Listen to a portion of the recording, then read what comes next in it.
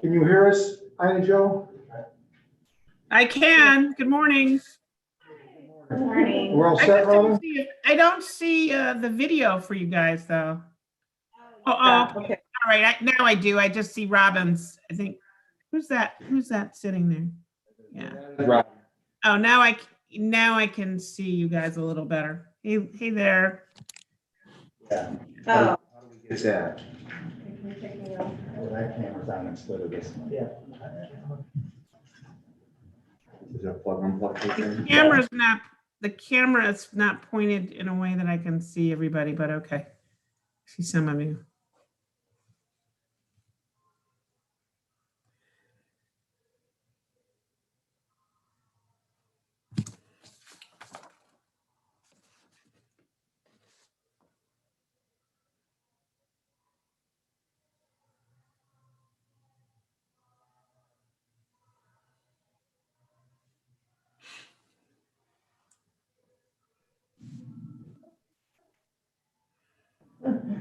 They call it the owl. Aw, that's cute. That should do it. Here we go. All right, there we go. Thank you all for coming this morning. Thank you. Robin, pledge allegiance. I pledge allegiance to the flag of the United States, to the republic which stands one nation under God, Indivisible. with liberty and and justice. justice for all. Okay, I will note that all members are present. Ms. Ina Davis-Chico is participating via video conference. I will move to approve the minutes for the March 30th and April 5th, 2021 board meetings. Second. Any question or comment? Okay, hearing none, all those in favor signify by saying aye. Aye. Hi. The motion passes unanimously. Mr. Cleary, good morning. Good morning. Why don't you tee it up for us? Brian Clary, manager, Ballot Department. On April 26th, we conducted the risk limiting audit for the March 16th special election that was held in Mayfield Village. There were a total of 581 ballots cast in this election. A hand count was conducted of 479 ballots in that election, or 6 unique batches, or 82% of the overall election. The results matched the official canvas exactly, 100%. All right, I will move to certify the post-election audit for the March 16th, 2021 Mayfield Village election, if there's a second. Second. Any questions for Mr. Cleary? Okay, hearing none, all those in favor signify by saying aye. Aye. Hi. All right, and on to the, I'll move the approval, the outsourcing, the printing and mailing of vote-by-mail ballots for the August 3rd, 2021 11th Congressional Special Primary Election, if there's a second. Second. Thank you.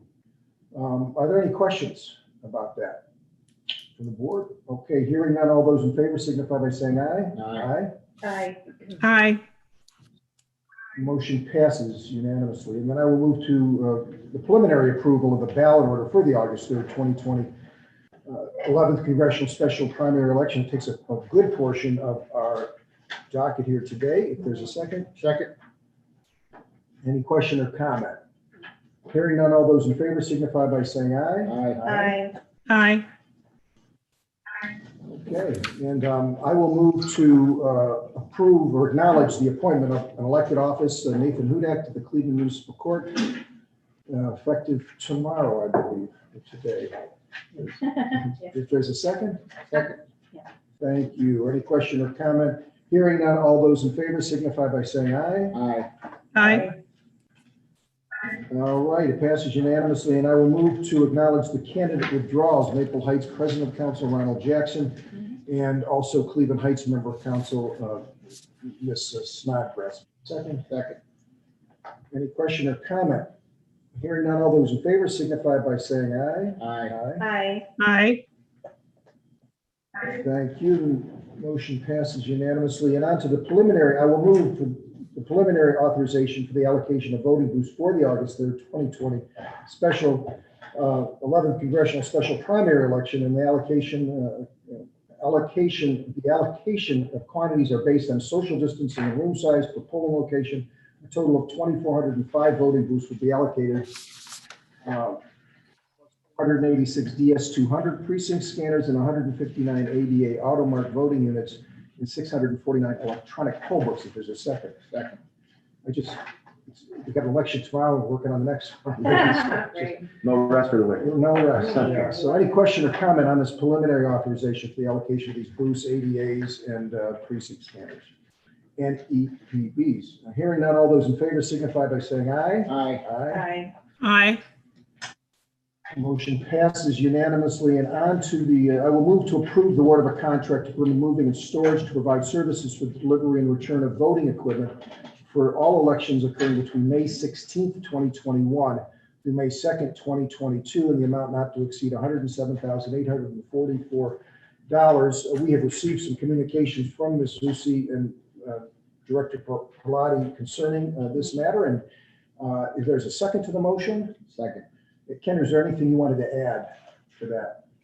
No, just to point out that the time period, it includes 3 elections, and the previous contract included 7 elections, so that the pricing structure has no change. Was not comparable to talk about dollars. Correct. And I think you pointed that out in your memorandum to us. Thank you. And we purposely went shorter term in anticipation of new voting equipment, no matter who the vendor is, changes the footprint on the equipment. So as they pack it into trucks, it takes up more space, so how many stocks they can get and that kind of stuff. So we'll come back at the end of the year with probably a longer term contract, maybe like a 2-year contract once we know. We were only getting one bid on this, right? Yeah. Yes, even though it's the only bid, it still seemed pretty reasonable given. Yes. And they've been doing this for the last 7 Right. years, and they've done a good job. That's a big one. Any other questions or comments? Okay, hearing none, all those in favor signify by saying aye. Aye. Hi. Aye. Thank you. The motion passes unanimously, and with Ms. Susi also present for this matter, I will move to approve the purchase of supplemental equipment, additional 5 Agilis inbound mail sorting stackers from the Runbeck Election Services, a sole service provider in the amount not to exceed $131,500, utilizing the Center for Tech and Civic Life grant funding. So this won't cost any general fund or public tax dollars. If there's a second. Second. Thank you. Any questions or comments for Kendra? Is there anything you want to add? Nothing bad. Okay. Yeah, so we've got a rather extensive memo, I think, from you, Mr. Pilati, Right. about this, and this is something we've discussed at previous meetings. So hearing no other questions or comments, all those in favor signify by saying aye. Hi. Aye. Motion passes unanimously. And on to the approval of vouchers for today's meeting. I will move to approve the vouchers as set forth in our package. If there's a second. Second. Thank you. And this involves poll worker training. Right, this is 2 software packages that earlier in the year, this board had approved contracts for these, which allows us to do online or electronic poll worker applications, give them credentials that they can then take and go ahead and take the online classes, allows for payroll cards electronically in the polling location. And so we first used this in the fall and worked out well, and we're actually improving and getting better at it. So this now is the invoices for those contracts that were previously approved. Thank you. Any questions or comments? Hearing none, all those in favor signify by saying aye. Aye. Aye. All Mr. right, the Mr. motion Chair, passes unanimously. Mr. Chair, Please. before we move beyond the fiscal services portion of the agenda, just wondering if there should be some mention made rather of the summary that Tony put together at the request of board member Wondolowski about the RFB for 10X, and this, just for the public record, since there were public statements made about the manner in which we awarded those contracts in the software system. Just wondering if there should be some mention made of that summary, and that could be made public. I'll turn it over to Dave. I want to thank Dave for making the comment in question, and then for thanking Tony for providing the summary. I'm just wondering if it's worth it to make sure that, the public is aware and we somehow make that available. The summary was great. It completely debunked a false allegation that was made at a meeting, and I appreciate that. I'm happy to, to have you read it into the record, if you'd like to. But certainly, I thought it was well done, and nothing nefarious was done. So thank you. I do have a copy of it here, so I can, if you want, I can read it into the record. Sure. Is that okay, Chair? All right. So this is regards to the 10X election asset inventory management software system. In 2019, the Cuyahoga County Board of Elections sought to procure a software product to maintain inventory of various election supplies and equipment, to electronically track the distribution and return of equipment, and keep equipment maintenance records in a single software program. At the Secretary of State 2019 Summer Conference, attending Cuyahoga County Board of Elections staff and myself, the director, engaged in conversations with vendors about their inventory software products. Following this conference, Board of Elections staff held individual informational meetings at the Board of Elections office with multiple vendors to learn more about the inventory systems. With the information learned from the vendors, Cuyahoga County Board of Elections staff created the specifications to be included in a request for bids. Former Board of Elections fiscal officer Sheila McNay incorporated the specifications into request for bid number 47082 that was released on October 20th, 2019. The Board of Elections received bids from 4 vendors by the November 1st, 2019 bid deadline. Bids were received from Easy Vote Solutions, Connect Incorporated, 10X Software Solutions, and Wireless Data Solutions. The bids submitted by Easy Vote Solutions and Connect Incorporated were at a lower cost than 10X Software Solutions. After carefully reviewing the bids, Board of Elections staff found that the 2 lowest bids were not representative to all the specifications outlined in the request for bid. Specifically, both bidders did not meet the requirement in the general section, item number 4, which is to accept input from PC by iOS or by Android mobile phone or tablet. Neither software system from the lowest bidders was programmed to accept input by iOS. And iOS is the software for Apple products. Our election and compliance administrator at the time, Tony Gallagher, contacted both vendors and confirmed their systems were not able to accept input by iOS at that point in time. Mr. Gallagher also spoke to references provided by both vendors who confirmed the system's inability to accept input by iOS. This requirement is necessary for the software product to not limit the devices available for use by the Cuyahoga County Board of Elections. Especially important is the ability to use the software with the iPads owned by the Board of Elections. Based on the information above, the Board of Elections deemed 10X's bid to be the lowest bid responsive to all specifications outlined in the request for bid. The bid from Wireless Data Solutions was cost prohibitive. The request for bid was not modified once it was released on October 20th, 2019. If either Easy Vote Solutions or Connect Incorporated's products had been able to meet the request for bid specification to accept input by iOS, they would have been awarded the contract. Thank you. And we'll make that part of the record today, as well as the document to include the agenda. Any other questions or comments concerning that matter? Thank you, Mr. Cohen, Mr. Wondolowski, Mr. Pilati. I will move to approve the personnel agenda set forth in our board package, welcoming Mr. Robert Wells to the Campaign Finance Auditing and Candidates Petition Services, recognizing Mr. James in his new position as Election Compliance Administrator here at the board, and also the resignation of Mr. Jason Kulik, who we only wish the best of going forward. So if there's a second. Hearing any questions or comments? Hearing none, all those in favor signify by saying aye. Aye. Aye. Aye. Motion passes unanimously. We have an election tomorrow. If there can be an update, Director Pilati. Sure. Before I get into this update, just real quick, we will be pushing out job postings for the assistant manager vacancy created by Mr. James promoting, Mr. Kulik resigning, as well as we have a vacant assistant manager position registration. So we're going to get all those out and post it up quickly to work on that process. All right. Yeah, so tomorrow we have the May 4th primary election. Today is the close of early in-person voting. Closes at 2 o'clock today.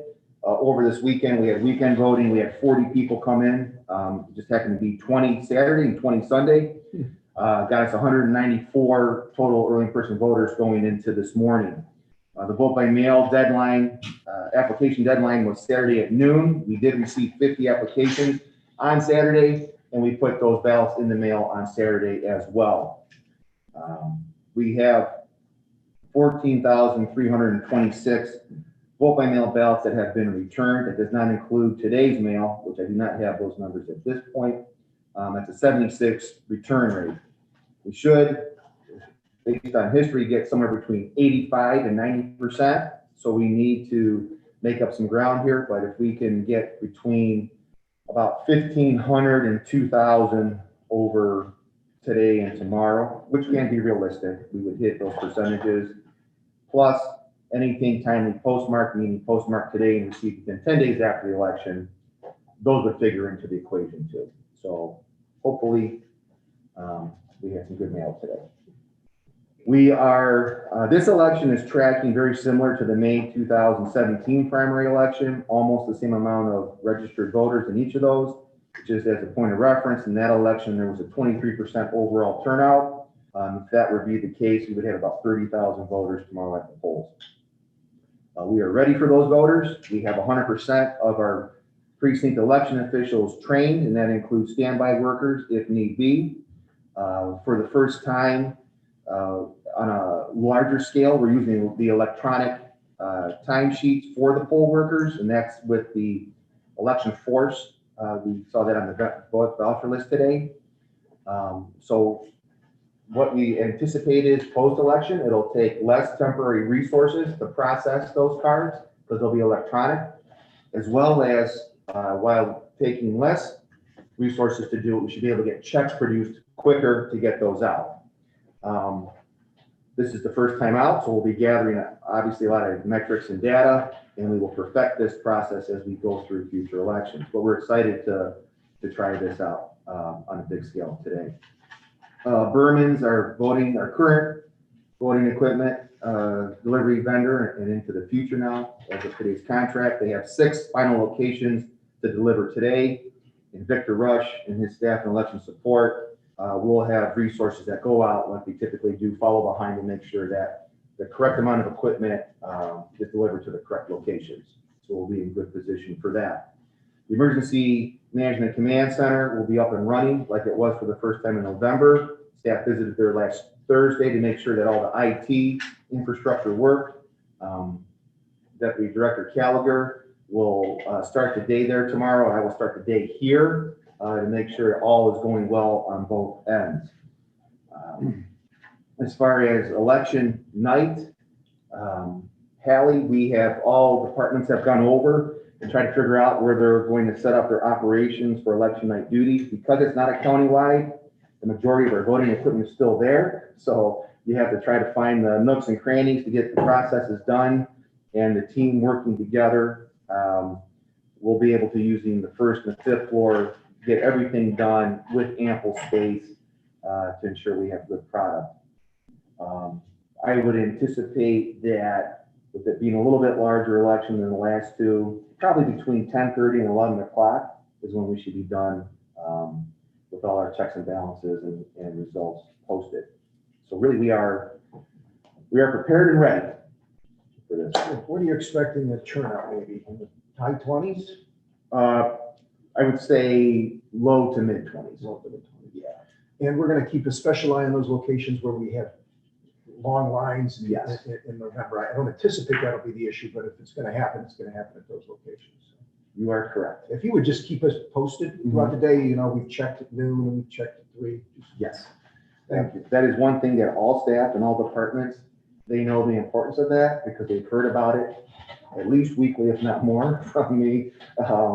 So we'll have our eyes on it and we'll be able to react accordingly. But yes, we'll keep you The updated. board members will all be available too to be deployed, so. There you go. All right. All right, thank you. We have an update on some equipment purchases. Yeah, good morning, Tony Gallagher, Deputy Director.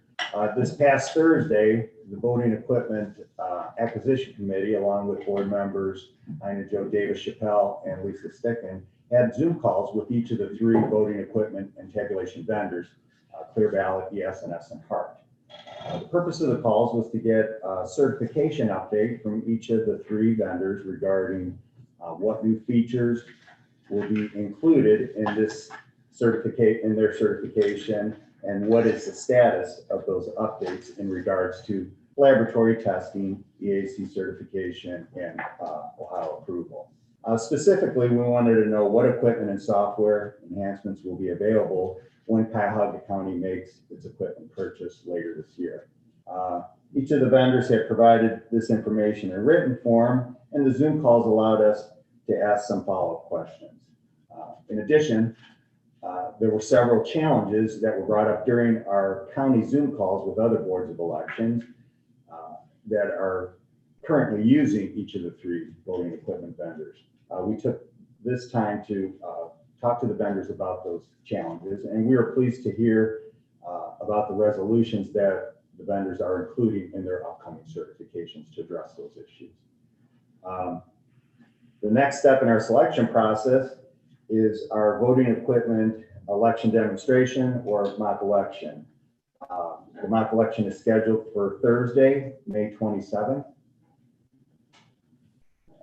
The day will consist of 2 sessions. A morning session will include selected election day workers and election official trainers. These demonstrations will, for this group, will include the setup and tear down of the election equipment. Each of those participants will be asked to complete a user survey. For the afternoon session, we will be inviting voter advocacy groups, elected officials, and the general public. We'll also ask them to complete a user survey. The invitations for the event will be going out at the end of this week. We would also like to arrange a meeting time with board members Ina Jo Davis Chappelle and Lisa Stickman sometime next week to review the final details and itinerary for that day. When's the meeting going to begin in the morning? Do you know? Probably about 10 o'clock or 9:30. Okay, so that hasn't been. Yeah, we haven't. That's part of the itinerary. We're just going to finalize. All right, yeah, terrific. Any questions?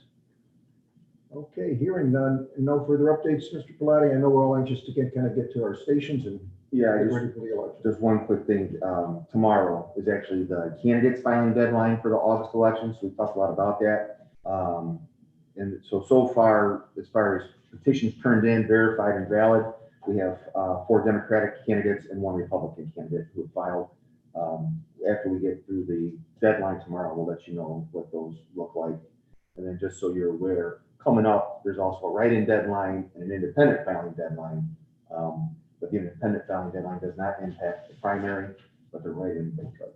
They all filed here because we're the largest county. That's correct. And it's a 4 o'clock deadline? Yes. Okay. Any other questions, comments? We have a Reverend Pamela M. Pinckney, if you'd like your 5 minutes with the podium. Thank you for coming down, Reverend Pinckney. Good morning, everyone. Good morning. Good morning. See everybody, and I'm always doing the work, and I haven't voter registration form here. I get on the wrong my attorney. I had a couple concerns. One of the agenda items that I was concerned about was number 3 and number 4.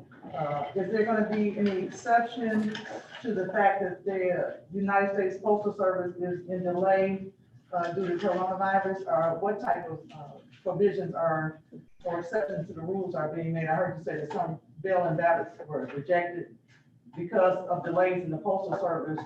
Are there any complications here? I'd like to know if that's going to be a challenge. You don't have to answer me. That's something you can take to your office. Well, we thank you. And I know our staff has met with the post office and addressed those issues. So thank you for mentioning. Right, and I also want to know about that Agilus inbound mail people. I wanted to also make that inclusive of our mailing process. I want to know also, when we have these contractors that we work with, do we have people from different ethnic backgrounds? and different, do we have like only corporate, big businesses, or do we also have small businesses? I don't consider people to be minorities, nobody's a minority. But do we have enough diversity in terms of the businesses that we operate with? And when I was in Columbus on the 22nd of April, speaking in the Criminal Justice Committee regarding House Bill 22-109 and 109, I heard some things that were not accurate, and I would like for you all to know that I take very seriously when people go down to Columbus and misrepresent us, and you may want to look at those tapes because it's not accurate information. And and also House Bill 70 is a very serious concern because I'm concerned, since we all are concerned of our safety issues, I'm concerned that we should have the voting process and the voting purpose implemented into our academic system.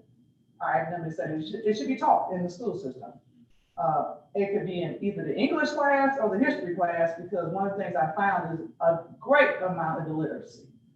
And when you have people who are, as I stated in Columbus, are feeling left out or rejected, they relegate to criminal behavior or some other desperate measures. And if we begin to educate people, then we will have less of a violent tendency. We have a serious propensity to violence from people, anger or whatever, resentment.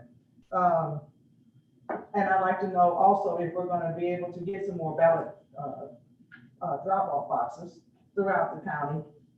And if you would permit, I think always as a preacher, would there be an opportunity for us to have resources available at the polling locations, such as clothing, such as reading, some type of resource conduit for the people? I'm trying to bring this violence down, and I'm also trying to bring some resources to the community so we can have more housing and not incarceration, and get people more suitable in relationships. And I also, I had told Director Parlani, and I apologize, I did not observe protocol when I came up. Please forgive me that, will you please? I'm a multi-partisan candidate. And I began this process in one of my presidential elections because the Holy Spirit gave it to me, because I believe there's good in every party. I believe that each party has a component to bring to the table, and I believe there's good in every single party: Democrat, Republican, Independent, Libertarians, the party, all of them. So because I was initially registered as at 18 years old when voting began for me as a Democrat, I stayed with it in this election process, but I have been in Washington, D.C. establishing a multi-partisan party. I want us to get along. And I just would like to know more about the rejection of the ballots. What can we do, since you're in your offices every day?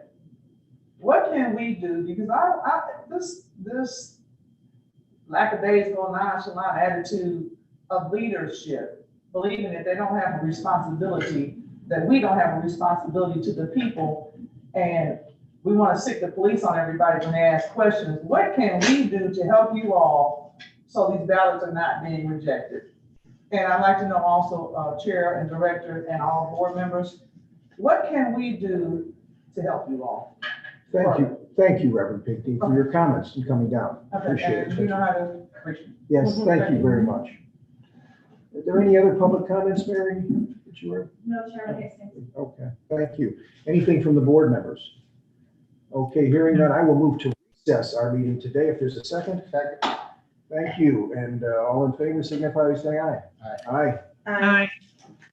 All right, thank you. We're coming back here when? May 17th. 17th, so next week. Okay. We'll be here on the 23rd. 17th will be the provisional